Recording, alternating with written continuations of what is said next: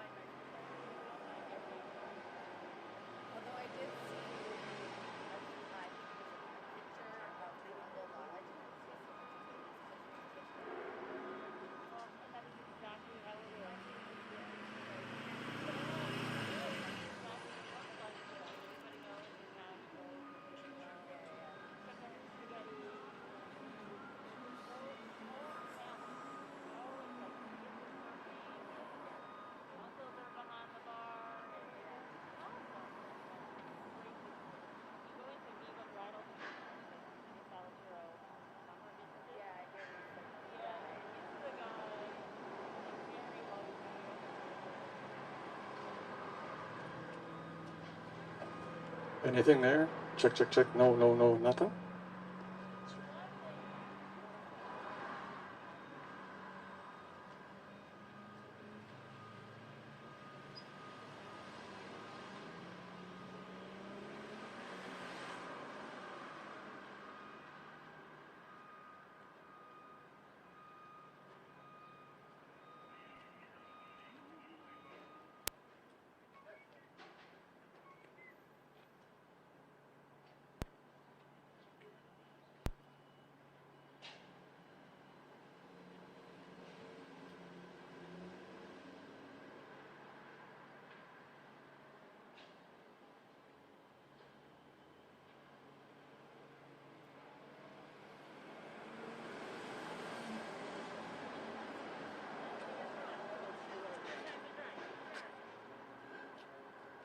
Hello, hello, hello. No, no, no, nothing. Hey, hey, hey, hey. Did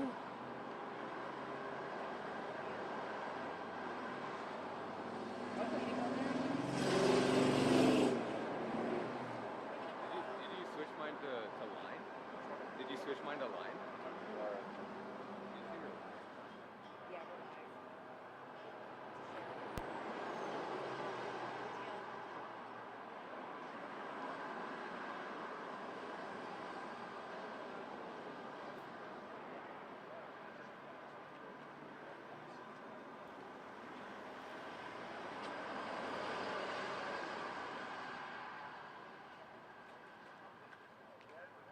Check, check, check. Hey, hey, hey, hey. One, one, one. Nothing? You get anything?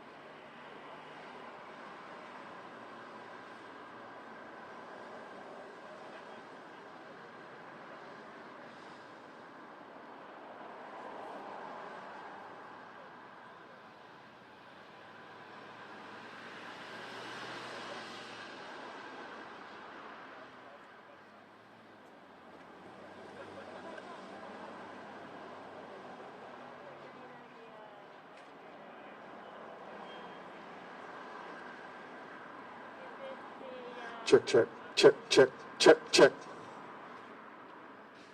How else can we do this so that you get what you guys need? Like a scrub. Mic him up?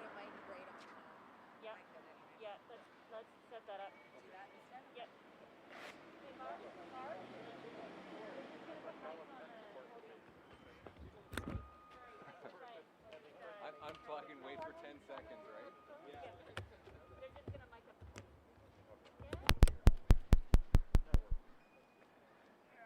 You got enough stuff? And the other thing too is I can try to send you audio.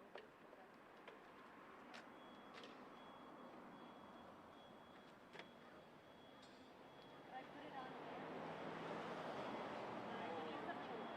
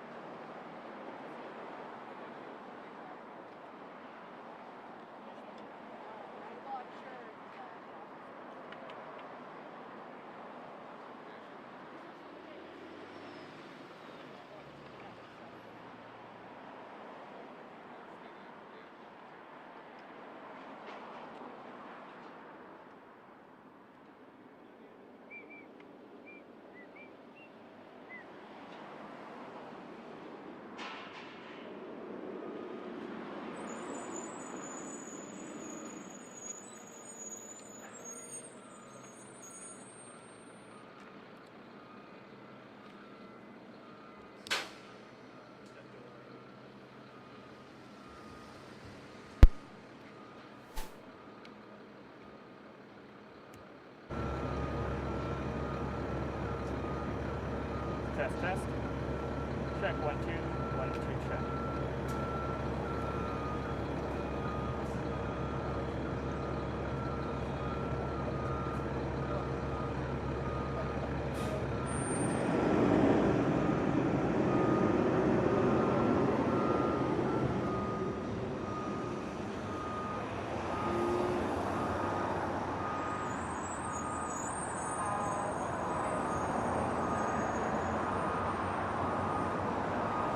Check.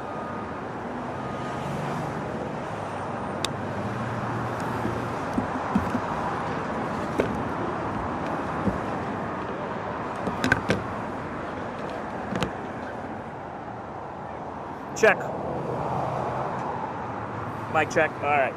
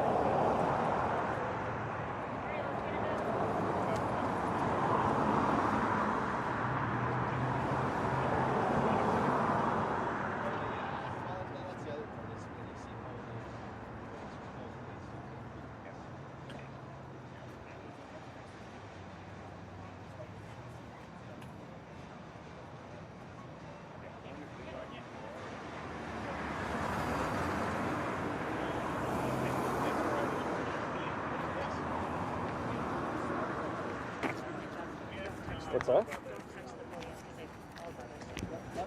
Everything is like perfect here.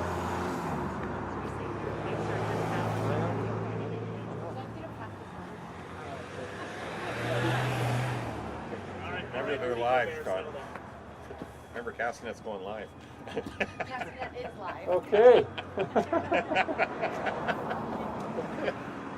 Thanks for that, Pete. Okay, well, thank you very much for joining us here today. And first off, it gives us a great deal of pleasure to be on the traditional territories of the Kamloops peoples. I'm here with my colleague and good friend Peter Milobar, who's the MLA for Kamloops North Thompson. And we're really excited to be making an important healthcare, mental health announcement that really flows from an announcement made yesterday by the BC Liberal Party, a key platform commitment. Yesterday, our leader, Andrew Wilkinson, announced an increase of infrastructure spending across the province over a 3-year period of a BC Liberal government, an increase of $8 billion. That would see investments in a wide range of infrastructure, transportation, healthcare, mental health, schools, and so forth. Flowing from that announcement, we're very pleased today to announce a couple specific projects that Peter and I have been advocating for within the platform discussion of our party, and that we're going to work really, really hard to ensure are delivered by the BC government after this upcoming election. So I'll announce one piece, and then I will turn it over to Pete to announce the other piece. And before I do, I just want to say this. Yesterday, October the 5th, was a day that Pete and I were supposed to be in BC's legislature. We were supposed to be there for the first day of the fall session. All 87 MLAs were supposed to be there working on behalf of the people that we represent. And we certainly know that there's a tremendous number of challenges that face our communities. The COVID pandemic and making sure that we can continue to work together to safely get through this pandemic. Parents are worried about their kids in schools. And of course, small businesses are struggling. Thousands have gone out of business. Thousands more are just barely hanging on. We also know that there is an ever increasing challenge with homelessness, and mental health and addiction is more prevalent in our community here in Kamloops and throughout the province than ever before. These are really important issues that the 87 MLAs of British Columbia's legislature should be debating and discussing and working together on in our legislature. But we're not there, and that decision was not ours to make. It was John Horgan's decision. And it's highly regrettable, and we're very disappointed by that. We find ourselves here on this campaign trail. That being said, elections are about ideas. They are about a vision. They are about putting forward commitments in terms of what you will do as an MLA on behalf of your community.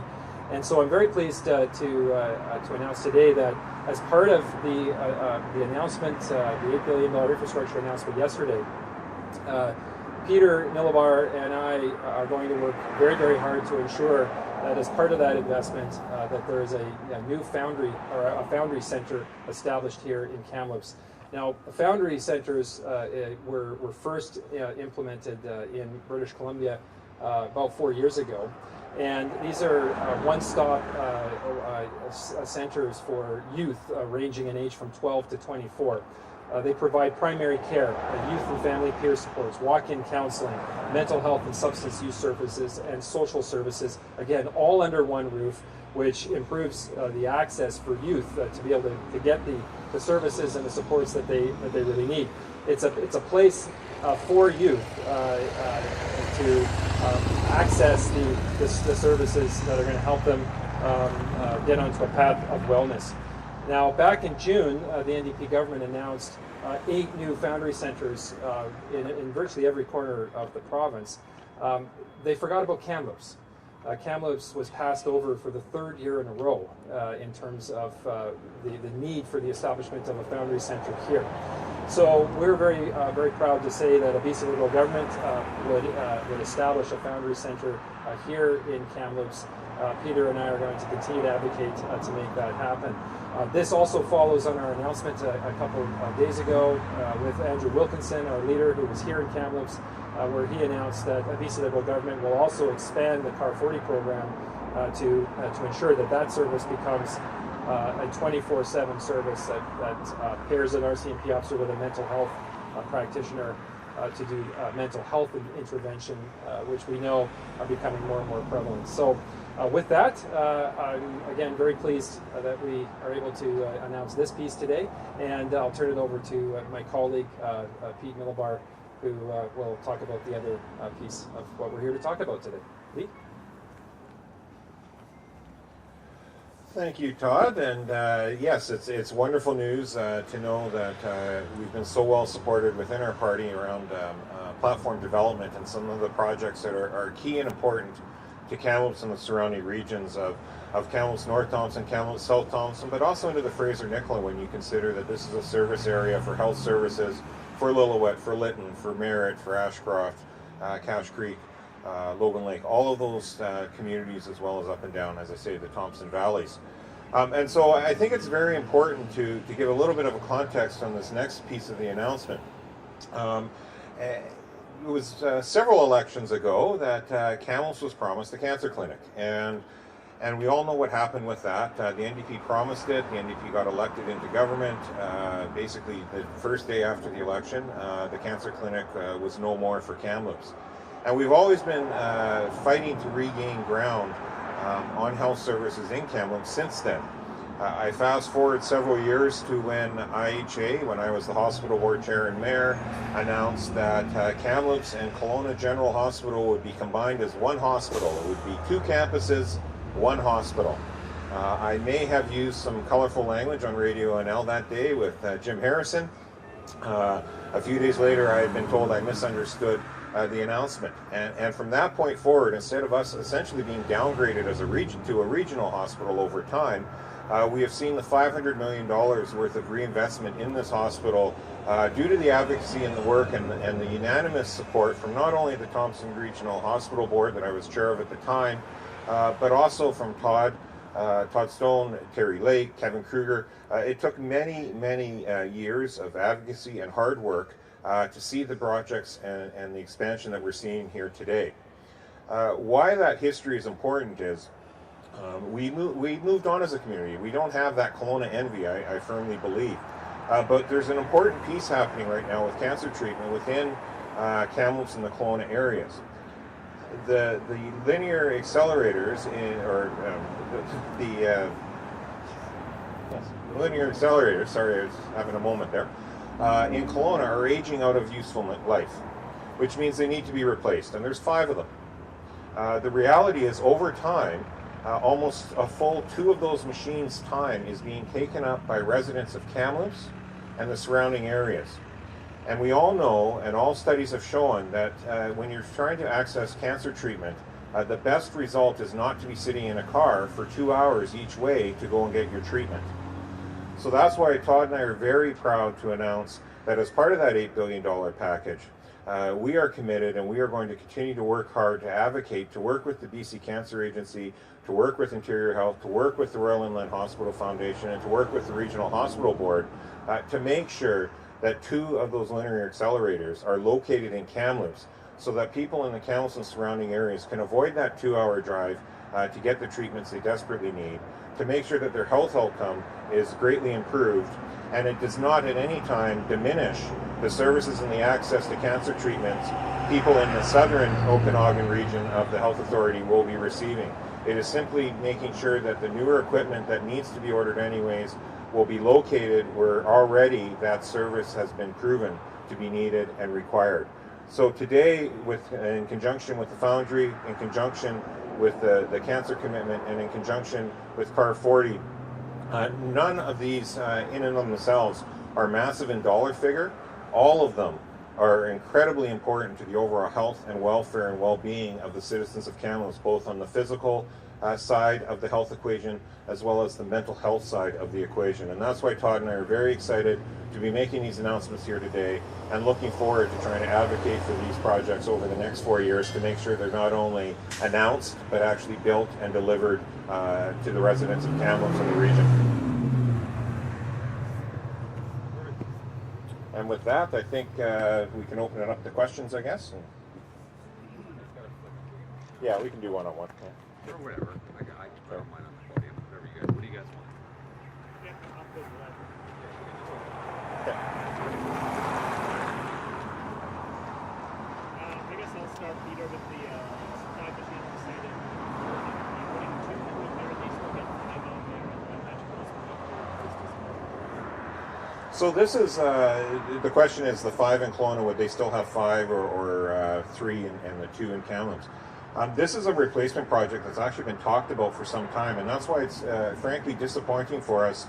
You think of the 3 days leading up to the election, there was almost 50 or 60 government press releases about programs and projects being announced around the province, and quite frankly, there was nothing announced for Kamloops. John Horgan has completely turned his back on this city and region.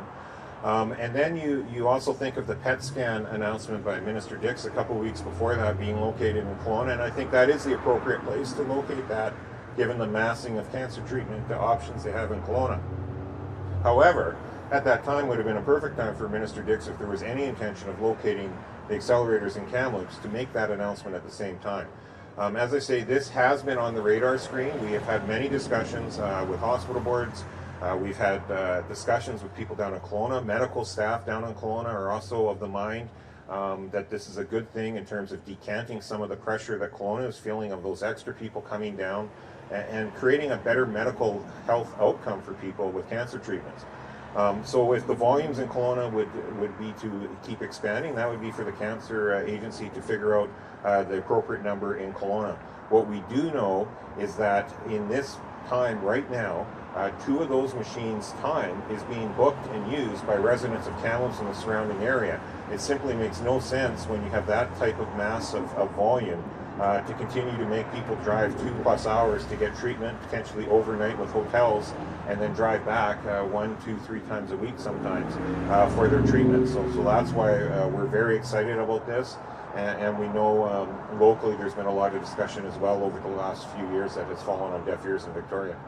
2 machines or 5? The hope would be 2 machines. It does have to be a standalone building. Obviously, you're talking about reacting agents that you don't want around the rest of the healthcare continuum. However, the hope would be, as we move forward with design, that you would want to build a structure recognizing the growth of the population that would be able to, as these new machines eventually start to age out and be used up, that you would be able to expand the capabilities of that treatment center as the population grows and as the need grows for volume.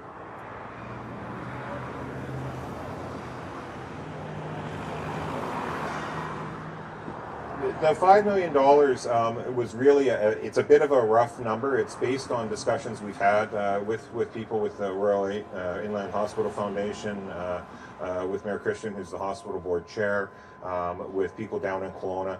So it's meant to make sure that it's a large enough injection of capital to make sure that we would see a building and machines built. Our expectation is there would probably still need to be a bit of funding coming in from the cancer agencies and the foundation. But it's certainly, if it doesn't cover the full bill, it should cover the vast majority of it. Again, operational costs, the reality is that down in Kelowna right now, the residents of this community are accessing the time and the staff and the operational costs for 2 of these machines anyways. So there may be a shift of where those dollars are spent operationally, but obviously running 2 centers instead of 1, there'll be an incremental increase in cost, but we think that's a cost based on the public good that is worth incurring.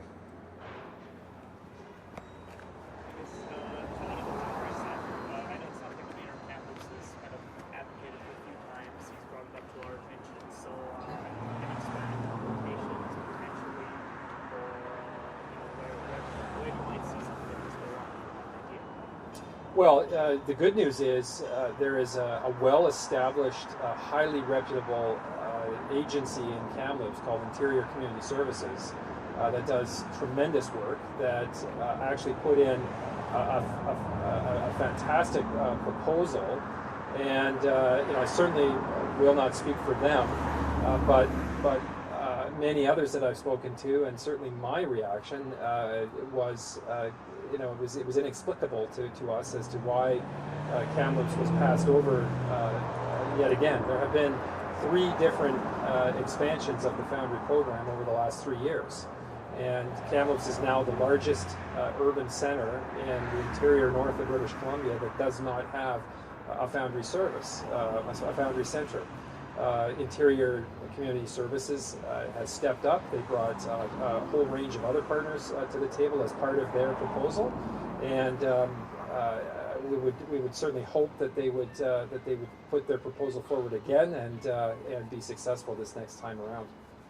Just that tying to, I know Away Home Kamloops brings up a lot that we have people aging out of care quite a bit, and I know this this takes care of people up to 24 with services, so I don't know if you're able to tie that into housing for people aging out of care that often would end up needing to use a service like this. Well, the reality is this all goes together. There's a tremendous need across the whole spectrum for supportive housing, and the work that is done locally by a wide range of service agencies to advocate for the housing needs of the homeless and vulnerable populations in Kamloops is admirable. And as I said, the need is great. The Foundry would provide essentially under one roof a wide range of services that would be accessed by youth between the ages of 12 and 24, and of course would be integrated with the services that are provided by other agencies in Kamloops, particularly those that work with youth and youth homelessness, youth addiction, youth mental health issues. They would all work in a much more or in an integrated fashion. The Foundry services would be net new, additional supports and services that would be made available again for a segment of the population, youth 12 to 24, that at the present time is grossly underserved. Through no fault of any service agency in Kamloops, they're underserved because there just simply hasn't been the injection of the investments, the resources needed to actually make more services available to the youth who desperately need them.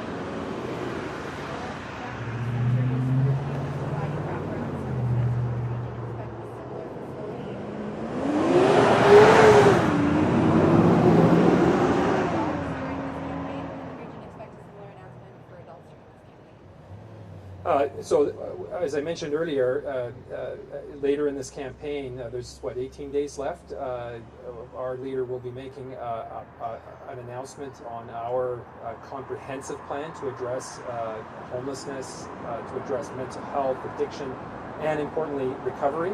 And so, as part of that announcement, you will see, I think, a significant commitment to improving the access to the services that are needed in mental health and addiction and recovery in communities right across the province, including right here in Kamloops. So the $3.5 million is based on the costs associated with other comparable Foundry centers that have been established in other communities. Again, there's Foundry Center in Kelowna, there's one in Penticton, there's one in Prince George, in the Lower Mainland, and so when one looks at the cost to establish those existing centers, recognizing the comparable population and that is to be served with the same kind of center here in Kamloops, the $3.5 million number will likely cover the range of costs associated with the establishment of a Foundry here in Kamloops. I guess hypothetically, of course, we look at the polls and you don't really trust the polls, but let's say you're elected and the NDP are still in government. How do both of you continue to keep fighting for these two services in Kamloops, and how do you ensure that you see it happen, even if you're in a position like that? Well, at the end of the day, that's why we have elections, so that the public are going to make their decision. Many already have and have mailed in their ballots, and thousands more will make their decision in the coming weeks. All of the latest polls that indicate a gap between the political parties at the moment also consistently indicate the vast majority of voters are undecided. They have not yet made up their minds. And if I know anything from my experience in past elections, a lot can change one way or the other in the last week to 10 days of a campaign. Many people didn't think that the BC Liberal Party was going to win in the 2013 election, and we did. And there were not a lot of people out there that thought that we were no longer going to be in power shortly after the 2017 election. And I can assure you, we've been sitting in opposition for the last 3.5 years. So anything can happen. Pete and I are doing the best that we can as almost from a Team Kamloops kind of approach, a Team Kamloops and Thompson Valley's approach, to put our best feet forward in terms of highlighting the issues, the challenges, and the requisite investments that are needed to address the needs of the people that we represent. We've delivered together with others over $500 million in healthcare investments, $300 million in transportation investments, a lot of which was the Trans-Canada Highway expansions. I believe 44 new CNG clean burning transit buses, an expansion at the Kamloops Airport. The university has seen hundreds of millions of dollars of capital under our former government. In fact, we became a university under a BC Liberal government. So there I think have been a lot of good steps that have been taken, a lot of good investments that have been made, but we're going to continue to highlight the priorities for the future and what this community and the surrounding communities need in the years ahead. All right, thank you very much.